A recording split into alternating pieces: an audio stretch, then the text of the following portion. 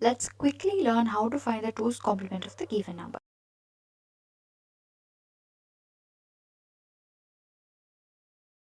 So now what we have to do, so we have to find the rightmost one. So which is the rightmost one over here? So this is the rightmost one. Just copy it as it is and flip the remaining bits. So that is 1, 0, 1, 0, 0, 0, 0, 0, 0, 0, 0, 0, 0, 0, 0. So this will be our 2's complement. So what is the magnitude over here? It is 11. Okay. So since the MSB of the given bit is 1, so that is negative. So 1 means negative, 0 means positive. So therefore we have to add a negative sign over here. So this is the right option for this question. So let's quickly look at another example so that you will get a clear picture. Okay.